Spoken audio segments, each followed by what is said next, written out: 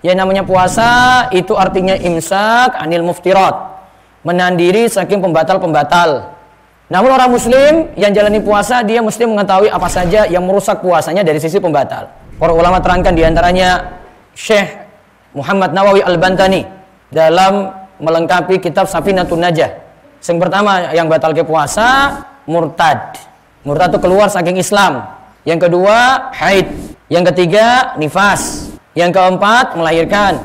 Yang kelima, gila, walau sebentar. Yang keenam, pingsan 1 hari full, tidak sadarkan diri.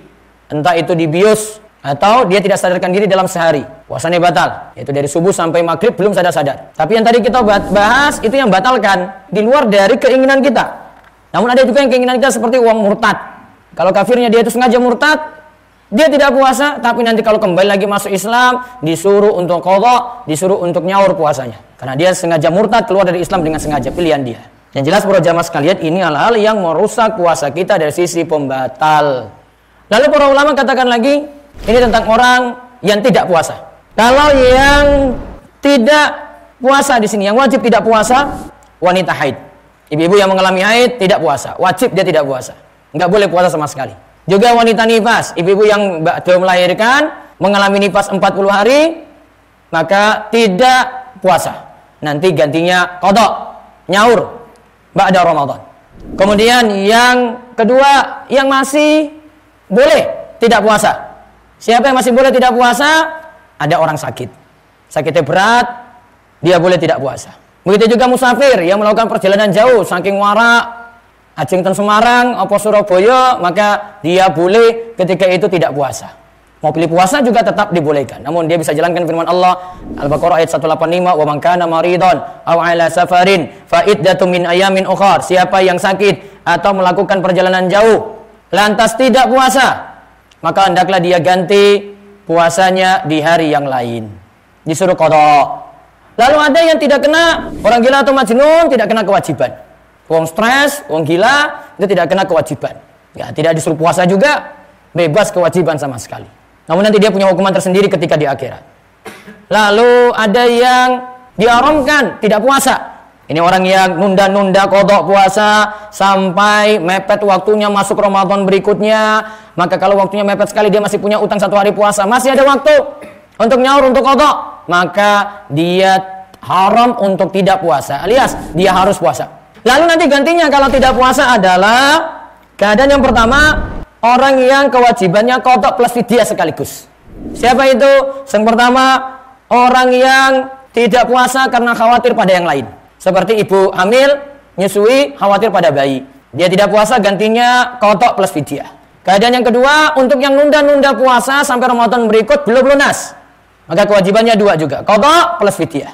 Jadi misalnya belum bayar sampai Ramadan berikut 5 hari, maka kewajibannya adalah bayar qadha 5 hari plus fidyah.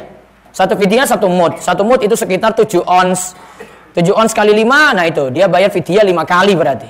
Kemudian yang kedua, keadaannya adalah cuma bayar qadha saja, tidak bayar fidyah. Ini keadaannya seperti orang yang pingsan tadi, orang yang sakit, musafir, yang mengalami haid, yang mengalami nifas, qadha. Dia qadha puasanya. Terus yang ketiga, yang punya kewajiban hanya fidyah saja, yaitu syekhun kabirun, tiang sepuh yang tidak kuat lagi puasa. Dia tidak puasa, namun nanti dibayarkan fidyah. Kalau tidak mampu bayar sendiri, nanti biar anak-anaknya nanti bayarkan fidyahnya. Kemudian yang keempat, dia tidak kena qadha, tidak kena fidyah, yaitu orang gila, wong stres, tidak disuruh puasa, tidak bayar qadha, tidak bayar fidyah. Lalu yang terakhir, ada sesuatu yang masuk ke dalam tubuh kita namun tidak membatalkan puasa, masuk dalam jauh. Contoh, ada sesuatu yang masuk karena lupa, tidak tahu atau dipaksa. Seperti misalnya siang-siang kita madang sak piring entek, namun lali, lupa, puasanya sah, dia boleh lanjut puasa. Tadi yang dia santap itu Allah yang berikan dia makan, Allah yang berikan dia minum. Namun kalau belum tahu saja, dalam keadaan lupa. Namun kalau sudah tahu tidak boleh dilanjutkan. Contoh lagi, ada air liur atau sisa makan yang masih terasa di sela-sela gigi dan sulit dihindari, maka puasanya tidak batal. Juga ada yang masuk dengan tidak sengaja, yaitu ada debu yang masuk, ada laler yang masuk, ada benda-benda kecil yang masuk sulit dihindari, maka itu dimaafkan dan puasanya tetap sah. Maka para jamaah sekalian, 3 hal yang kita bahas itu ada yang merusak puasa kita, kemudian ada orang-orang itu yang boleh tidak puasa, dan yang terakhir ternyata Islam juga bawa kemudahan, kita tidak diberat-beratkan sekali. Ya, itu tidak disengaja, maka puasanya tidaklah batal.